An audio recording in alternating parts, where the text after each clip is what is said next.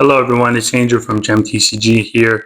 And for today's video, I'm going to be talking about how to recession-proof your business. The reason I bring this up today is because I think the market had a correction the other day, or a little dip. And by the market, the stock market. And it always brings speculation on, will there be a recession? Will the market crash like it did in, 2020, 2021?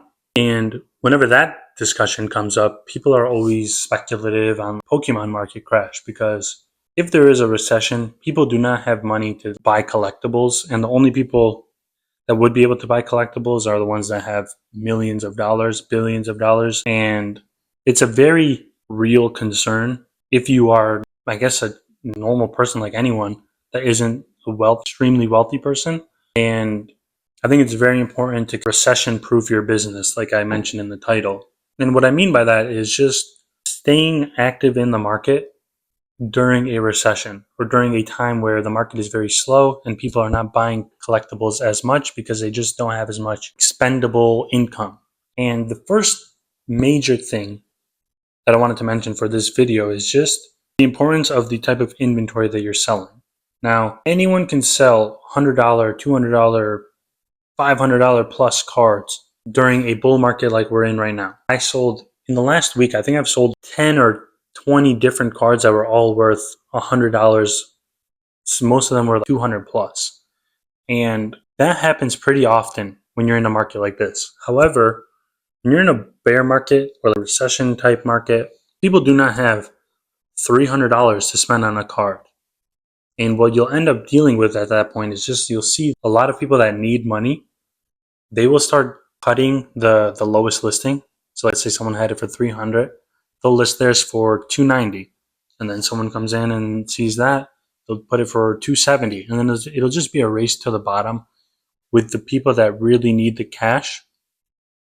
And you'll notice a lot of higher end cards will start to crash in price. And this is a very scary thing if you're very heavily invested into expensive cards, or if you need a lot of cash, which is why I really emphasize not using leverage, only putting in the money that you own.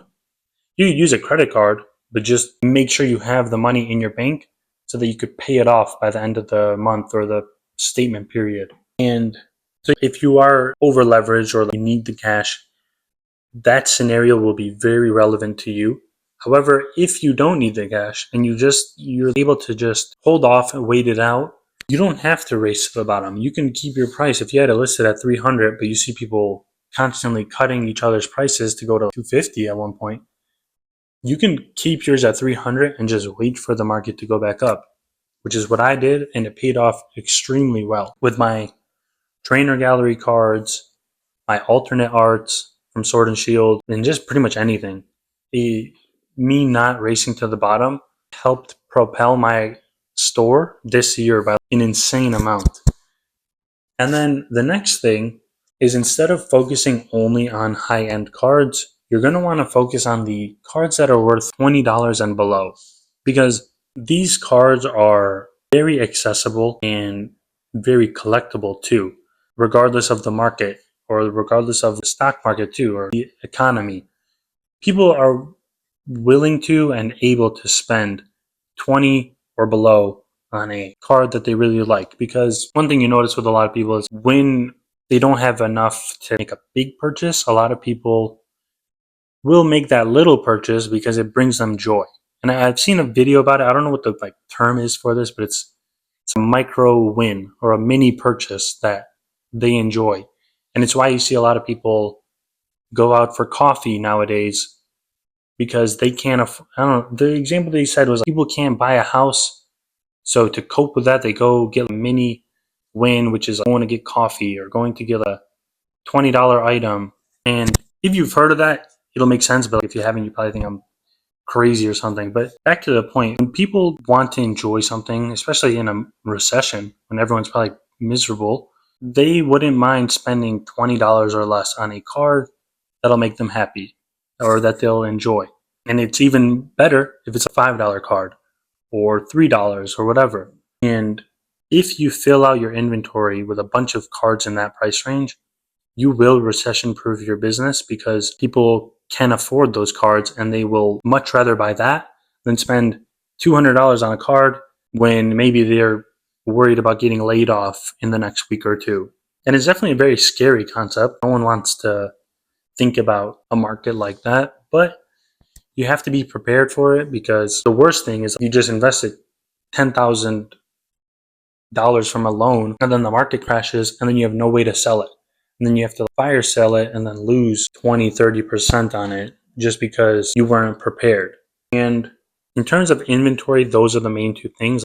Sure, you can have the expensive items, but you're going to also want to sell a bunch of the cheaper items just so you can get more volume in your sales during a period like that.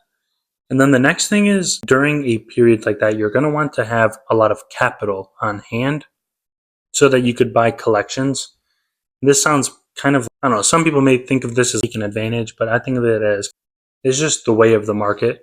And it's like when a recession or a crash happens like this, you will see a lot of people that will either want to sell their stuff really quickly because they're scared, they're operating on fear, and they think the market is just going to stay down forever, it'll never recover.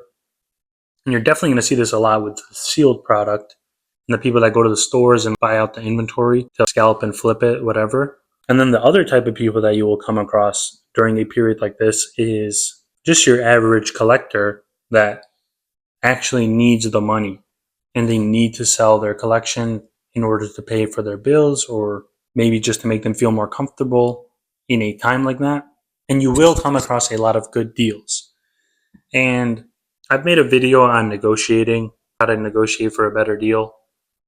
And obviously don't take advantage of people, but when someone needs to make a sale and they're saying, I'll sell this for 60%, I just need it gone, you're not obligated to say, oh, I'll pay you 70%. You don't need to do that, but they're saying, I need this gone. You're going in saying, well, I'll give you 40%, or just try to take advantage of them. Don't do that. Just kind of work with them. Try to give a fair deal so that your name isn't associated with anything negative, because a lot of people will remember you, and you will see a lot of repeat sellers. So if you're an honest person and a fair person, your name will be shared among other collectors, and you will find better deals that way. So if you just try to take advantage of people, it's not going to do you any good in the long run, and it'll just be a short-term win. But that's just a little caveat. But you will see a lot of people that will need to sell their collections. And if you have a lot of cash on hand, this will be the best opportunity for you to bulk up on your inventory and grow your store. So that way, when a bull market happens, you will be fully prepared and you'll be fully set up for a lot of profit, honestly. One of the best examples I had was with trainer gallery cards from, I think it was like last summer, maybe a year and a half or 2 years ago. Whenever trainer galleries were on the decline, and I think it was during Scarlet Violet just coming out, everyone was selling their stuff, and I was able to buy a bunch of trainer gallery collections. And I was paying probably half of what it's worth now. That was the market is half of what it's worth now. And then I was paying 70% of that, so even less. And that was literally just because I was buying stuff when people weren't, and when people needed to sell their collections. It was very easy to find collections to buy. When people were saying, I have this $5,000 collection, they make a post and no one is commenting on it, and no one is reaching out to them, making them offers. Nowadays, when someone says they have a collection for sale, they'll get 20 comments.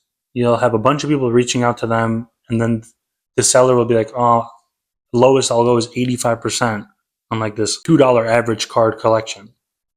A bunch of crazy stuff like that. But when you're in a bear market or a recession, the expectations of the sellers becomes a lot lower, and you offering 70% is going to be golden. They're going to be so excited about that because no one's offering 70, and you're going to be the only one doing that. So then it will give you a lot more opportunities. And if you have a lot of cash on hand, it'll just be amazing. But if you have no cash on hand, you might get like 1 or 2 collections, but then you're kind of stuck for a while. So that's why it's very important to have cash on hand for these types of situations. But that's my advice and tips for you guys to be prepared if there is a recession or a, I guess, bear market, whatever.